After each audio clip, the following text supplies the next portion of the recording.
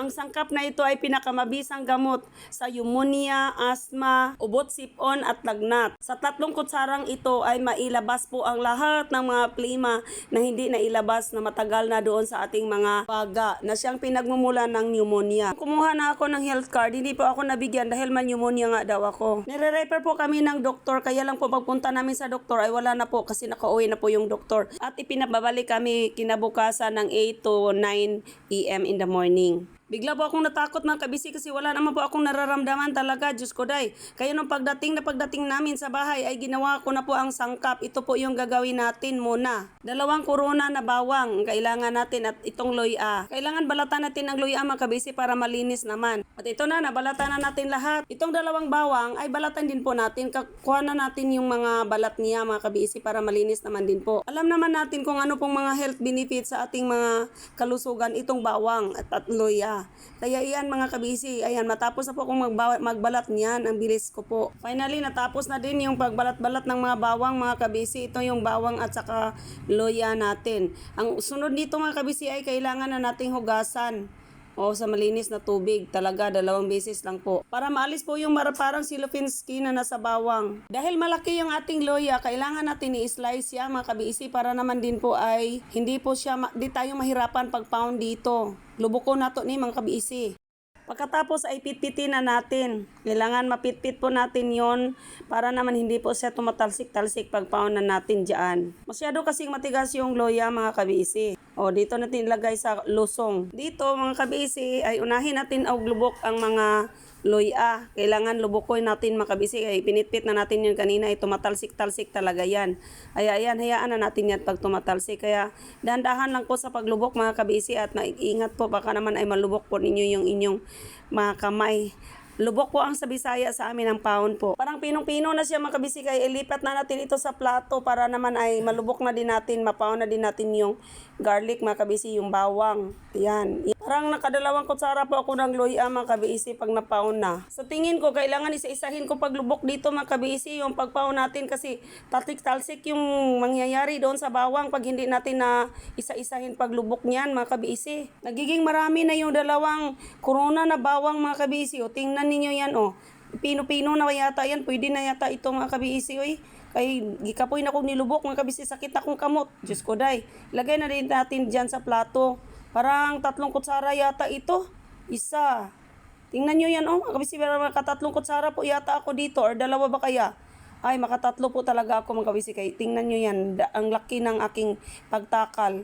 Hayaan na natin kung ilang kutsara ang nakuha natin sa 2 gloves ng bawang mga kabisi. Importante, mayroon po tayo talagang 2 bawang. Dito hinanda na dito kong Bisaya ang aking kalaha at maghanda po tayo ng 1 mug na milk. Kahit anong milk, powdered milk or ibap milk or fresh milk, ganyan. Fresh milk yung ginamit ko mga kabisi kasi yan lang ang laman ng aming ref. Dito isalin na natin una yung ating bawang. Yan, ilagay na natin yan. Ay, wala naman na, kahit isabay mo na silang 2. Diyos ko dahil. Saka yung ating loya. Yan, di ba mga kabisi? Napakabilis lang gawan. At saka yan mga kabisi, kailangan natin na ihalo. Makihalo po tayo. Charorot. Isa lang na natin sa apoy mga kabisi. Kailangan po medium fire lang po talagang paglagay natin dito para hindi naman po masunog. Ayan, kailangan po talaga 30 minutes po natin itong isalang sa apoy. Charorot. Ayan. At kailangan po talaga medium ang fire. Dito mag-add tayo ng 1 kutsarang turmeric. Yan. So, habang kumukulo po siya mga kabisi, nang kumukulo na, ilagay na natin yung 1 kutsarang turmeric para masarap at masaya naman. Dami naman. Alam naman natin ng turmeric mga kabisi, ang dami po niyang health benefits sa ating kalusugan. Pagka ganito na ang consistency niya, pagbukal mga kabisi na 30 minutes na miagi mga kabisi, na makalipas ng 30 minutes, ayan, kailangan na alisin na natin dito sa apoy. Ito na ang pinakamasarap na gamot mga kabisi dahil masarap itong kainin. Napakasarap po ito talaga mga kabisi para sa pneumonia at nakapabisa po tingnan gamot ng ito mga kabisi. Hindi kayo makapaniwala sa gamot na ito mga kabisi pero maniwala na lang kayo kasi nangyari po ito sa akin. Ayan po mga kabisi, kailangan natin isalain sa Bisaya kasi isala, i-strain natin mga kabisi para hindi naman ay masiparate po yung mga pure talaga yung mainom natin. Ayan po tingnan ninyo yan Napakasarap naman mga kabisi. Sticky po siya mga kabisi. Ayan. So ganyan lang po magsala mga kabisi. Kung mayroon po kayong malinis na mga cloth na parang mga kabisi, para isahin lang, kaisa lang. Ako kasi wala akong malinis na cloth na parang masayang naman din ako kasi dahil sa turmeric, mamansa siya mga kabisi. Kaya ito na lang, salaan na lang mga kabisi ang ginamit ko. Yan Shout out po ako sa mga Bisaya out there. Bisaya po ang kaibahan yung salita ko, charorot. Yan po ang aking patented charot. Ayan, hindi natin itapon yung pulp na yan mga kabisi kasi gagamitin natin yan, ihamparas natin yan sa ating likod. Gagamitin natin, ihagod natin yan sa ating likod sa may baga talaga, charurot. Pa. Shout out po ako sa magpa-medical dyan para sa trabaho, para sa abroad, magpa-medical po. O, bago kayo magpa-x-ray, kailangan inumin muna ninyo ito mga kabisi. Ayan, ang pag-inom natin dito mga kabisi ay 3 kutsara. Every 4 hours or every 3 hours, 3 to 4 hours, 3 kutsara po. Ayan, isang araw lang at bukas magpa-medical ka na ay okay ka na po. Ayan, lalo na yung may mga ubo. Yan, may mga sipon. Ayan, yung mga pneumonia na po, simba ko lang, yung kayo. Ayan po. Alam ba niyo mga kabisi na ako, na-diagnose po talaga ako ng mild pneumonia. At hindi kayo makapaniwala mga kabisi na pagbalik ko sa doktor, Diyos ko day, pagbalik ko talaga sa doktor ay na-issuehan na po ako ng green card sa health dahil wala na po ang aking pneumonia. Hindi na po nakikita sa doktor, hindi na daw narinig, wala naman daw maingay doon sa aking baga, sabi niya. Wala naman, bakit naman ganito? Wala naman, nawala naman. So ganyan. So dahil po niyan kasi ininom ko po yan every 3 hours po noong pagdating namin kasi lungkot na lungkot po yung husband ko, ako din po lungkot, pati yung anak ko lungkot kasi hindi ako nakakuha ng card, yung health card po dahil doon nga kasi may pneumonia daw po ako na lang din po mild, pero nakakatakot din po para talaga makabisi. Kaya yan, dali-dali po kaming umiinom yan po mga kabisi ang ginamit namin. Yan. Kailangan natin pag inom natin mga kabisi, kailangan nakakain na po tayo kasi pag hindi po tayo nakakain, gumagutom po tayo niyan mga kabisi. Dahil siguro kay mas malakas po yung niya panglaban sa mga bad bacteria. Kaya yan mga kabisi, kakain muna kayo bago kayo uminom ng 3 kutsarang ganyan, yung sangkap na yan. At hindi po kayo makapaniwala mga kabisi, nakuha ko na po yun. Yung kahapon ko po ininom yan. Ngayon po pagkabukas po, yung pagkinabukasan, bumalik po kami ng 8 AM kasi 8 po kami pinabalik.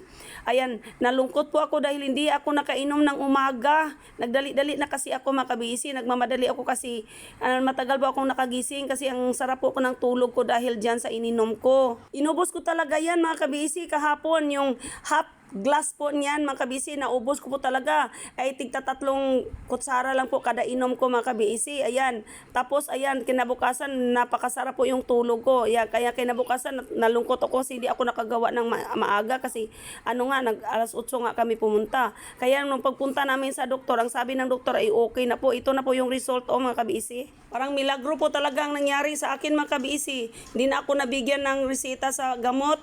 Hindi nawala ng gamot na resita sa akin. Supplement na lang na vitamins ang binigay sa akin po kasi ang sabi niya kasi hindi na ako dapat magpupuyat. Kapuyat ako dahil sa kakareels, ganon. Yung pulp naman mga kabisi ay ihaplas natin.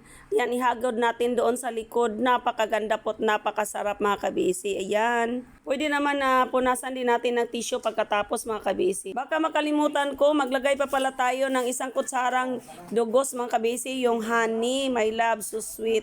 1 kutsara lang po mga kabisi. At gustong gusto ko po ang lasa nito mga kabisi, kaya inuman na natin mga kabisi. I-try na natin na mag-inom. Napakasarap po talaga mga kabisi. Bukod nga masarap, ito pa ay napakagamot po talaga siyang bisang gamot doon sa baga. Yan po ang milk niyan ay didikit po yan sa ating baga mga kabisi. Kaya yan, ang plima po niyan ay maalis po talaga siya ng kusa. Hindi naman masama kung i-try. Ito na po mga kabisi, ang sarap-sarap naman. Ayan po ang stickiness ng milk. Yan po ang magdikit ng ating baga at palitan po niyo yung mga plima doon, Diyos ko day. Yung plema mga kabisi ay kusa po talaga siyang lalabas mga kabisi. Kaya pwede naman ito sa inyong mga anak, kutsarita ang gamitin ninyo or dropper. Every 3 hours lang din po mga kabisi. Sinishare ko lang po ito sa inyo, baka naman makatulong. Imagine ba naman mga kabisi, in just one night na ininom ko ito ay na okay na po yung aking pneumonia. Wala na po siya talaga.